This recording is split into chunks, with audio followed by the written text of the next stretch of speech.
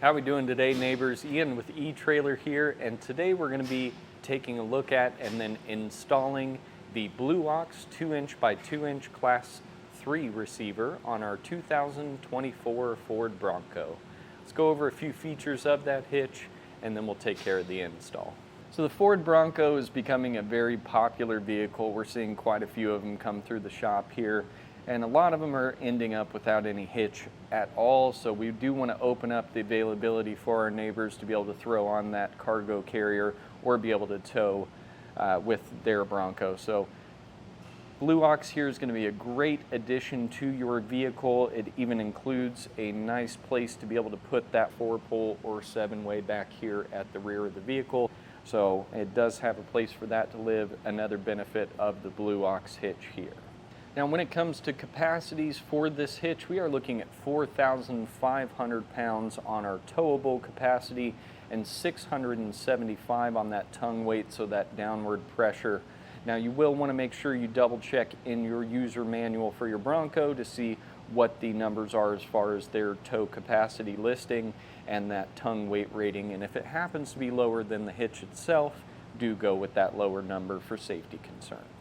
Now we can see from our side profile here that this Blue Ox does come out just a few inches from the bumper. We're going to go from the center of our hitch pin hole here out to the edge of our spare tire is looking at just 7 inches. So if you've got any folding accessories, that may help you find that measurement from the center of your hitch pin hole out to that folded position to see if it's going to clear our tire on the back here. Another measurement to keep in mind is going to be the ground clearance, and we'll talk about that momentarily. I wanted to mention that the vehicle we're working on today is the Outer Banks edition. So with different trim packages, you may find you've got different tire and wheel sizes, or maybe you've upgraded to an aftermarket style, so the measurement may not be the same. But for our Outer Banks edition here, when we're talking about that, we're coming from the ground to the inside upper edge of our receiver tube here, which is looking at right at 18.5 inches. So rough estimate of how far you may be sitting off the ground once you've got your full bike rack or cargo carrier on here. Now this hitch is going to feature a 5/8 inch pinhole, not included with the kit, so make sure you do look at our locking options so that way you can keep your accessory or towable safe. And I do like these safety chain loop styles a little bit more than the Curt option, just because they're a little easier to get the larger clevis style on or the S-binder type. Now one thing I really like about Blue Ox's hitch here is going to be this nice powder coat finish. It is a semi-gloss, so it's going to have just a little bit of reflectivity to it, but nice and thick coating, so that way as the hitch gets used, you're not going to see as much wear on the inside of the tube or anywhere around your safety chain loops, causing that premature corrosion or rust. Now we're just about ready to get into the installation of this hitch here, and I will say it's going to be a little bit difficult due to the fact that they've put that bracket over the top of the factory wiring on there. And if you're doing your hitch, that would be the best time to go ahead and hook up your 7-pole or 4-pole there on our hitch as well. I'm going to show you how to be able to work this bumper out of the way so that way we can access all of the bolts, because the bolts they give you that are holding that bracket on for the 7-pole are extremely long and are going to make contact with the inside of the bumper here. But we've got a pretty quick solution to be able to get all that taken care of. If you happen to watch the video and think to yourself, I don't want to try to tackle this hitch, please do check out our dealer locator on the website. We'd be happy to help you find a trained professional in your area to get this installed for you. But for all those DIYers, let's go ahead and hop into it and get it taken care of. Now with the 2024s, we are seeing a commonality of there already being a 7-pole US car connector here, and then it does have this bracket that lives over that to protect it. And we're going to be removing this bracket first because 2 of the bolt holes we're going to be using for the hitch are covered by that. Now these bolts do extend extremely far out towards the front of the vehicle, and trying to back those away from our hitch, they're going to make contact before we can pull them all the way out. So we are going to have to at least get our bumper loose to where we can get this bracket out of the way. Now we're going to have a total of 4 bolts we're going to be removing, and behind each rear wheel at the bumper, we're going to start with the 3 here.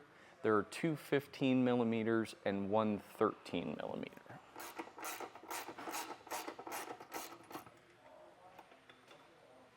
And then we'll come to the inside of the frame rail to access 1 15 millimeter bolt up here above that frame rail. It's going to be kind of difficult. I would suggest an open-end box style wrench to get in there, and you'll just have to get that one loose. We're not going to remove that one completely, but we'll continue to just back it out as we need to get this bracket out of the way. And once we've got the 3 on each outside end removed and those 2 in the middle loose, we'll be able to push this up out of the way to access these 2 bolts that are holding the bracket on. And with an 18 millimeter wrench, we'll get both of those removed.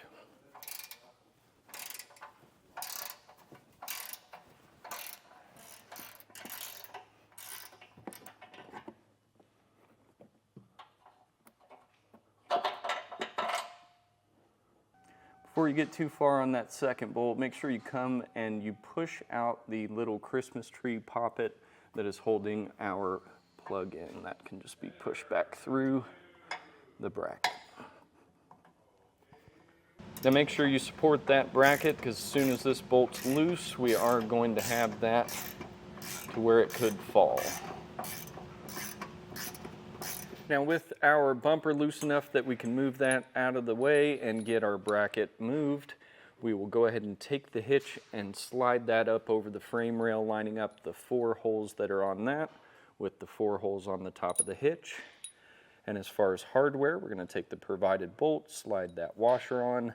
That'll be fed from the back side of our frame through the hitch and then secured on our other side here with this flange nut. So we'll want to make sure that the teeth are facing towards the hitch once we get that into place.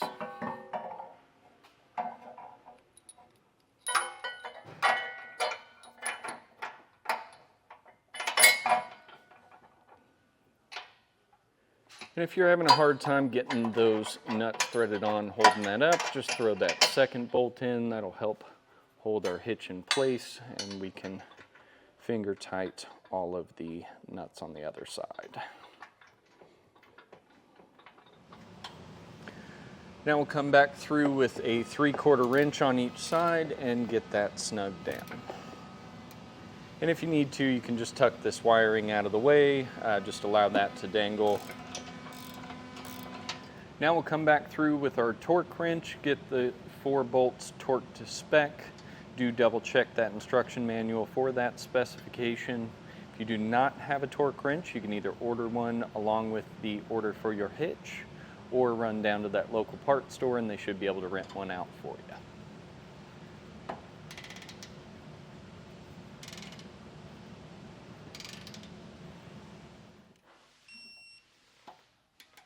And with all those torqued down, we're just going to go back, put in our hardware in each end of the bumper, make sure we tighten up the ones that are above the frame rail, and that's going to do for our look at and installation of the Blue Ox 2" by 2" Class 3 receiver on our 2024 Ford Bronco. My name's Ian with eTrailer, and I appreciate you watching.